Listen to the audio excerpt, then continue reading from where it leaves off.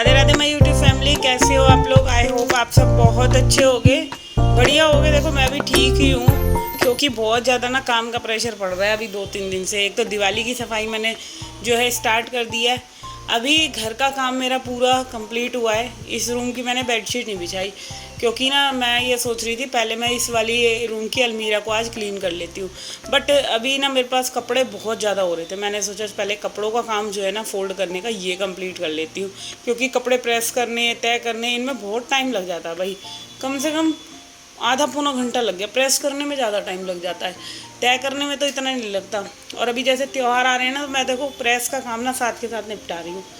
मैं इकट्ठे कपड़े नहीं होने दे रही, और ज़्यादा इकट्ठे हो जाते हैं ना फिर वो तंग करते हैं। फिर तो आलस आता है, फिर देख के लगता है ना इतनी सारी शर्ट्स हैं। और सबसे ज़्यादा प्रॉब्लम मुझे शर्ट प्रेस करने में होती है, अपना सूट वगैरह प्रेस करने में नहीं होती। शर्ट की जो क्रीच बनानी पड़ती है ना, वो सबसे ज़्यादा मुझे मतलब परेशान करती है। तो इस वजह से मुझे जो होती है ना शर्ट वगैरह प्रेस करनी बहुत भारी लगती है। अच्छा, मैंने जो पता बीच में क्या कर लिया था कि मैं जो है प्रेस को धोबी को दे देती थी कपड़े। बट वो उसमें क्या होता था, प्रेस करके आते थे, अब अलमीरा में आपने टांग दिए सपोज करो, अब ये कहीं जाते हैं फिर भी प्रेस मरवाते हैं। तो मैंने सोचा भाई इससे तो अच्छा यही है कि मैं अपना रोज़ाना जो है 2-2 कपड़ों पे मार दूँ, ना कपड़े ढेर होंगे ना कुछ, ना डबल डबल खर्चा होगा। एक तो प्रेस वाली को 10-10 रुपये दो एक चीज़ के, एक शर्ट प्रेस करती है तो 10 रुपये लेती है। और फिर दूसरी बात ये है, वहाँ से भी प्रेस होकर आते हैं, फिर घर में भी प्रेस लगती है। तो इससे तो बढ़िया भाई खुद ही कर लो, अपना जो भी लगेगा तो देखा जाएगा। तो यहाँ पे मैंने कपड़े प्रेस करे जल्दी से, और कुछ ये डुगू की टी शर्ट वगैरह हो रही है तो ये करे। और बहुत सारे काम जो मेरे घर के थे, सुबह से आज छुट्टी वाला दिन था, वो पूरे कंप्लीट हो गए हैं। जो कि आप मेरे दूसरे चैनल पे होम क्वीन निशा पे जो है आप ज्वाइन कर लो प्लीज़, जिससे नहीं कराएं। देखो आप लोग प्यार करोगे, सपोर्ट करोगे ना थोड़ा बहुत भी, तो और ज़्यादा मन करता है कि नहीं यार मेरी ऑडियंस मुझे देख रही है, मन करता है और बढ़िया से एक वीडियो बनाओ, कुछ अच्छा करो। बट जिस हिसाब से मैं मेहनत कर रही हूँ उस हिसाब से रिजल्ट नहीं आता। मगर अब छोड़ दिया है मैंने, बस मैं एक जो होता है ना अपने एक डेडिकेशन के साथ लगी हुई हूँ। कभी तो यार कहते हैं ना कि भगवान सुनेगा, इतना ऐसा भी निर्दयी नहीं है, क्योंकि मेरा एक मन है कि बस मेरी भगवान सुन ले बस जल्दी से। तो चलिए, इधर मैंने कपड़े प्रेस कर लिए थे। अब एक तरह से मेरी ये जो दिवाली की सफाई है, जो मेरे को आज अलमीराएँ क्लीन करनी है, बेडशीट की जो कैबिनेट है, पूरा एरिया है, ये सारा क्लीन करना है। तो मैंने इधर को ना डुगू को बुला लिया था, और इतनी सारी भाई मेरे पास चादरें हो रही हैं।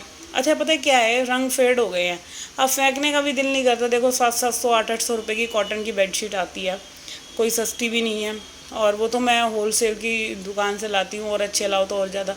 और यहाँ पे ना कुछ हमारे जो हैं बड़े बर्तन रखे हुए हैं, क्योंकि देखो होता ही है, हर एक घर में होता है कि कभी कुछ फंक्शन होता है, कुछ होता है, तो मैं इन बड़े बर्तनों में खाना बनती हूँ। क्योंकि हमारी फैमिली बहुत बड़ी है। हम लोग 3 देवरानी जेठानी हैं, और तीनों के बच्चे हैं, 3-3 2-2 4-4 जितने भी हैं, नंद है उनके बच्चे हैं। तो हमारे कुल मिला के ना कुछ छोटे से छोटा भी हम लोग फंक्शन करते हैं, बर्थडे करते हैं, तो काफ़ी जने हो जाते हैं, मतलब 17-18 जने हो जाते हैं। तो खाना वगैरह बनाना पड़ता है। अब ये क्या है कि जो मैंने उस दिन 10 किलो दूध की खीर बनाई थी ना मावस पे, खाना तो खैर बना ही था, और ये खीर बना के वो ले गए थे ये गढ़गंगा वहाँ पंडितों को, मतलब जो भी साधु संत थे उनको खिलाई थी। तो अभी ये बड़े वाले बर्तन ना, देखो रसोई में तो जगह है नहीं जो निकाल के रख दूँ।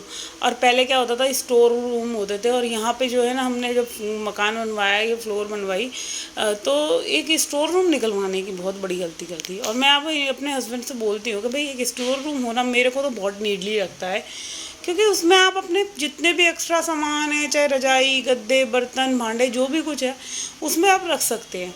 अब वो है ही नहीं, तो भाई फिर वही है कि आपको ये छत्तियों में रखने पड़ेंगे। तो यहाँ पे मैं वही चीज़ें देख रही थी। अब मैंने देखो ऊपर की छत्ती कर दी है। अब सारी बेडशीटों को ना मैं अब वो लेकर आऊँगी, जिसमें एक ऑर्गेनाइज़र नहीं होता, बास्केट टाइप सा, वो लाऊँगी, उसमें सारी बेडशीट रखूँगी। और मैं हर बार मार्केट जाती हूँ, मैं यही चीज़ें भूल जाती हूँ। बड़ी बड़ी सी 2 बास्केट लाऊँगी, उसमें सही से जो होता है ना अपना जो है सारी जो मेरी बेडशीट है लाइन से लग जाएंगी, और फिर क्या है आराम से निकालो और ईज़िली रख दो।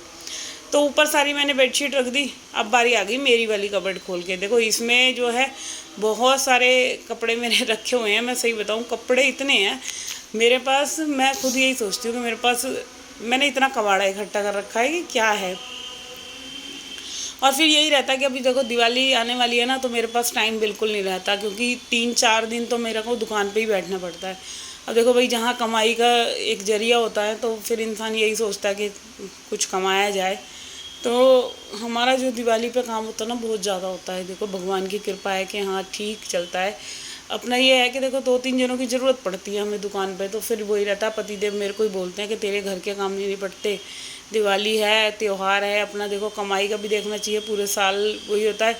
तो वो यही कहते हैं कि घर के काम तो बाद भी हो जाएंगे। तो मेरे को लगता है नहीं, बाद में नहीं होंगे, मैं पहले ही ख़त्म कर लेती हूँ। अब मैं 3-4 साल से ना, जब से हम अलग हुए हैं तब से, पहले हमारी जॉइंट फैमिली थी आज से 4 साल पहले, तो उसमें क्या था कि सारा कुछ हमारे जेठ वगैरह सब एक साथ था। तो देखो धीरे धीरे हो ही जाता है, कुछ ना कुछ ऐसी सिचुएशन आती हैं कि सबको एक टाइम पे बंटवारा होता ही है हर एक घर में, और जहाँ बच्चे बड़े हो जाए। क्योंकि हमने 18 साल जो है हम जॉइंट फैमिली में रही हूँ, एक ही किचन में हम लोग खाना बनाते थे, सब कुछ था। बट अभी क्या है कि अब देखो आप अब धीरे धीरे अलग हो ही जाते हैं। तो देखो जब अलग होते हैं तो जिम्मेवारी बढ़ती है। अब जो हमारा काम है तो उस पर हमारे को 2-3 जनों की ज़रूरत होती है। तो अब मैं ही नहीं बैठूंगी जो घर की मेन वो है, तो फिर घर कैसे चलेगा।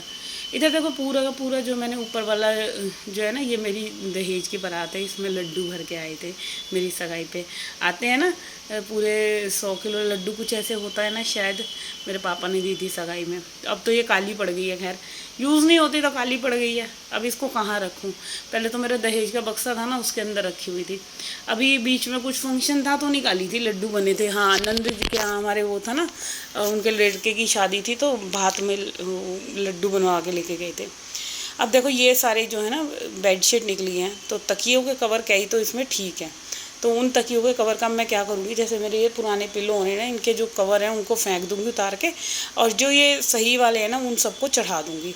तो ऐसे करके जो है मैं अपने तकिए के कवर, पहले मैं सोची थी फेंक दूँ, और इसमें से ना कई जो बेडशीट वगैरह है वो मैंने अपनी हेल्पर के लिए निकाल दी। मैंने कहा चलो अब उसको दे देंगे सामान, क्योंकि देखो इतना कपड़ा है, इतना लगता है, क्या ही करना। और फिर क्या होता है, मैं हर दिवाली पे ना अपने तीनों रूम के लिए नई बेडशीट निकालती हूँ। मेरे को एक है चुल है, मुझे नई बेडशीट बिछानी है तो बिछानी है, और अच्छा लगता है ना। त्योहार पे हम देखो वैसे तो कुछ ज़्यादा इस समय कुछ ख़रीदारी करती नहीं हूँ, बट जो छोटी मोटी चीज़ें हैं जो मुझे लगता है कि गद्दे के कवर बेडशीट हो गई या पिलो कवर हो गई, ये सब चीज़ें चेंज होनी चाहिए। तो यहाँ पे मैंने सारे ढंग से लाइन लगा के तय कर दिए हैं, और मैं ऊपर चढ़ रही थी, और डुग्गू को ही बुलाने वाली थी। मैंने कहा डुग्गू बेटा आ जा यार, मेरे को, मैं ऊपर चढ़ रही हूँ, तो ऊपर मेरे को ना सफाई करवा दे।